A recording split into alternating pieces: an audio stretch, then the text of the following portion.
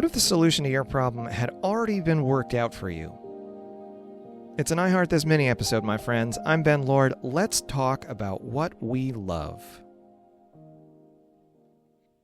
The story that I'm about to tell is a legend, and it is also true.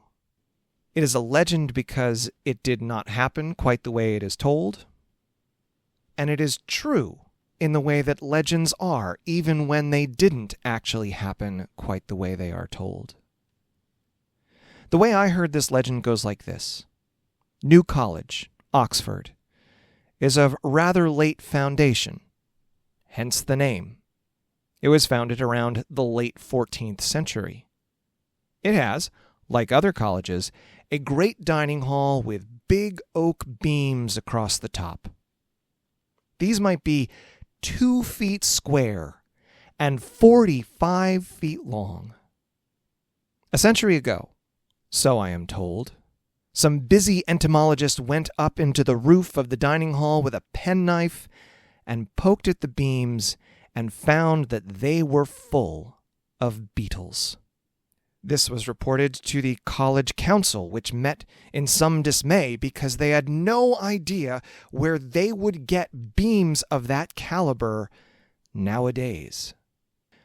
One of the junior fellows stuck his neck out and suggested that there might be some oak on the college lands.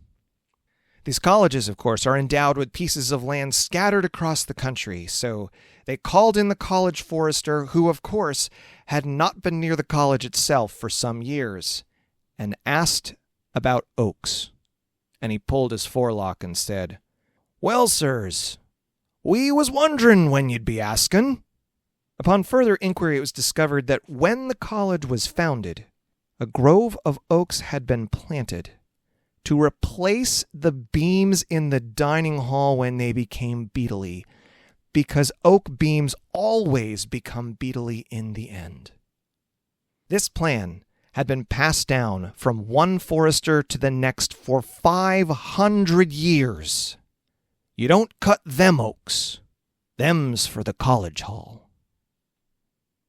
I love this story. I love the jolt of recognition at the end, but my delight at the punchline reveals a kind of cynical expectation, doesn't it? I am surprised because, unconsciously, I believe that this is not what people do, that we are thoughtless, that it is our nature to use up all good things before we give a care. And I suppose that this is not a baseless expectation. Our forebears caught all the salmon till they were gone. They slaughtered the bison and the whales, and they leveled forests, and they turned the cradles of civilization into deserts. But this story reminds me that that is not all they did.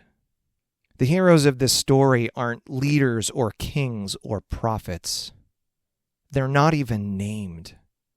They are the generations of foresters who kept something alive and kept a promise to future generations, even when the future generations had forgotten it. This story is about how we can look up from our own myopia and about how we can grow something even when the world around us burns. Look around. The oak beams of New College are everywhere. They are the library that someone started in their living room 200 years ago and now provides a place for anyone to read. They're the green in the center of town where people can come together and dance.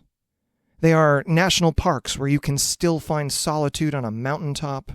They are the old family Bible that passed down through 5 generations and is now in your charge.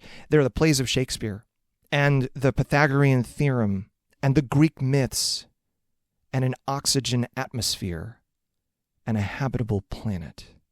They are the very genes in your cells. All because someone, somewhere, said, "You don't cut them oaks. Them's for the college hall." Whoever it was someone who didn't know you, but they knew you were possible and that you might need something, and so they kept what they had safe and ensured that someone else would keep it safe when they were gone. We are surrounded by the oak beams of New College, like messages sent in bottles across an ocean of time, hoping to be of use in some other shore. Look around. You are the college, the beneficiary of your ancestors, but you are also the forester. What are the oaks in your care? You will get no glory for tending them. You will get no riches. And if you do, those who will one day need them will not even remember your name. But if you do, in their hour of need, they will praise it nonetheless and call you blessed. You could be a forester planting seeds of appreciation in a world that sorely needs it. And one way to do that is to share this episode. Subscribe and stay with us on this journey to listen, to remember, to honor the oaks we hold in trust for those who come after us. And if you have a story about surprising care, I'd love to hear it. You can always reach me at ben@iheartthispodcast.com. I Heart This is written, edited, and produced by me, Ben Lord. Our logo was designed by Brian Imaro Cribs. Our website is iheartthispodcast.com. Thank you so much for listening. And as always, be kind, be curious, and be thankful.